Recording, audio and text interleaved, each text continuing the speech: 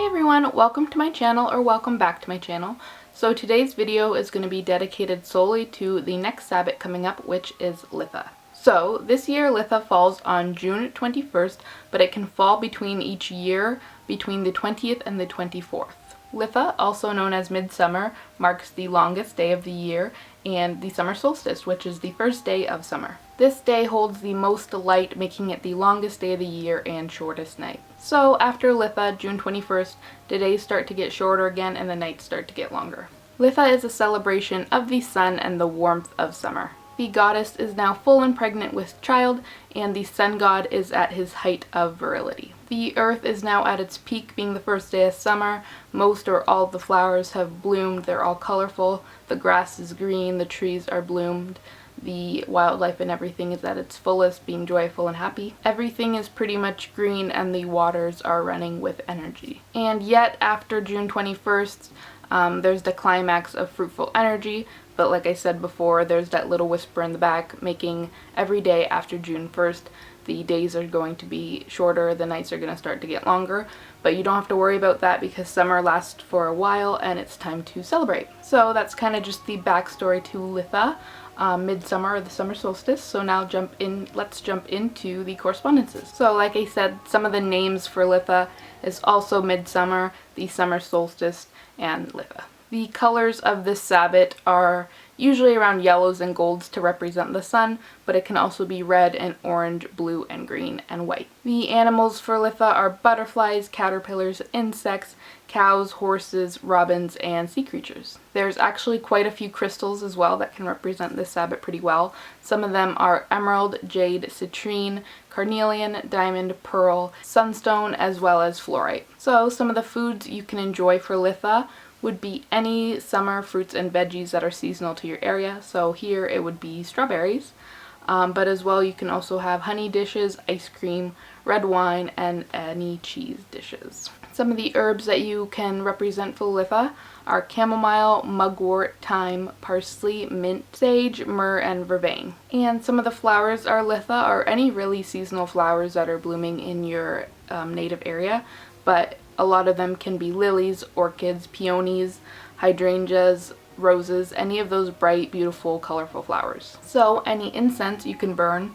so any loose resins, loose herbs, or just either incense sticks or cones would be scents like sage, cedar wood, frankincense, lemon, myrrh, pine, rose, and lavender. And some oils you can incorporate, so any essential oils, mixed oil blends, or anything of those sorts would be orange, rose, frankincense, and geranium. So some of the goddesses that can represent Litha are Bast, Juno, and Hestia. So some of the gods that can represent Litha would be the Oakman and the Green Man for sure, but there's also a few like Apollo, Horus, and La that can actually represent them as well. And some spells you can do at Litha, because it's such a happy, joyful time.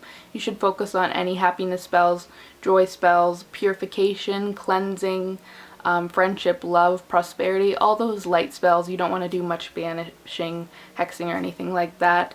You just want to stick to having light and love in that time. So I think we covered all the correspondences of Litha. We can move on to altar setup and decorating. So for altar setup, as always, like I say, you can clear your altar off of any stuff, physically clean it, and then spiritually cleanse it either with some incense we just went over, or just your favorite clearing and cleansing incense. But honestly, it's just all how you prefer how to set up your altar each time. You don't have to clean it off, it's just a personal preference for what you do. So you can start with your altar cloth, pick a little theme. Litha doesn't have a really huge theme, it's mostly just sun and flowers, but then we'll go over that in a minute. So just put down your altar cloth, put anything that you normally have on there, and some things that you can include on your altar are flowers, either fake if that's all you have at home, or you can go out and wildcraft some fresh ones. Just make sure you're doing it mindfully and you're not taking tons from nature. Just pick a few that you like. And some flowers that really represent Litha would be sunflowers, because it's a sun festival.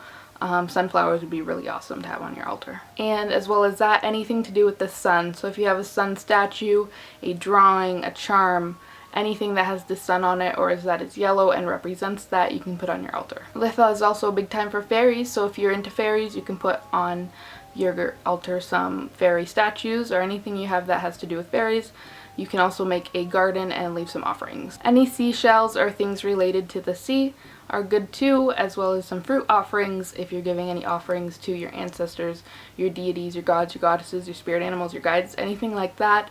Any Litha food offerings are great for that, so fruit is a good option. Any flower pots or potted plants you can create on your altar, like a little basil plant or a little thyme plant or rosemary or lavender would be good, as well as any candles and statues that you worship. Candles are also a really awesome thing because it is a sun festival and it is the heat and the sun and everything to do with that.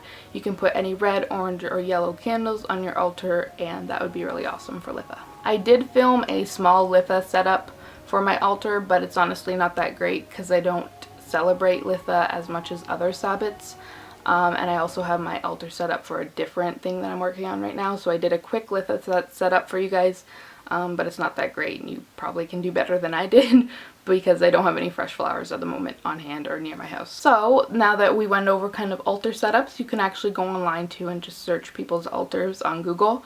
But let's jump into activities. So one of the most common activities is a bonfire. Usually people stay up on the day of midsummer and have a bonfire that night, watching the sun go down and just enjoying your bonfire. You can bake honey cakes. You can mindfully gather wildflowers. Like I said, just be careful you're not over harvesting or taking any stuff away from the bees or any insects. And the opposite of that, if you take some wildflowers, you can actually plant some wildflower seeds. Just make sure that they're native to your area and they're not invasive.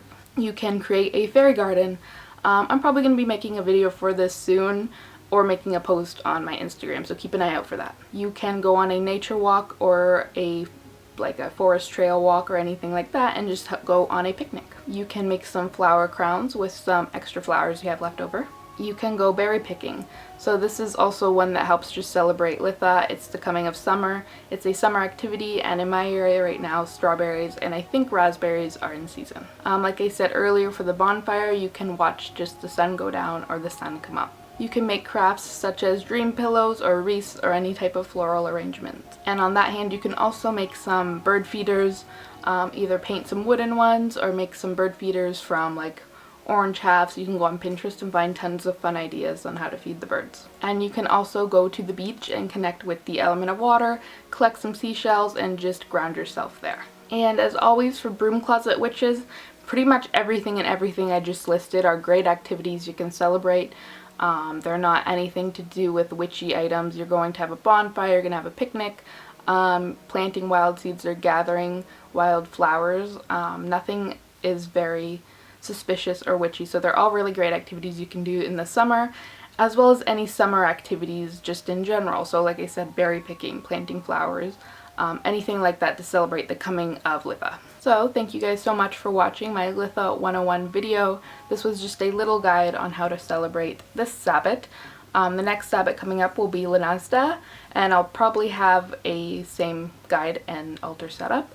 So make sure you guys go over to my Instagram, check out, I post Litha posts every day, and I also did my altar in a cup for Litha that you guys can do just in case you can't set up a full altar. Thank you guys so much for watching. Make sure to like this video and subscribe to my channel if you haven't already.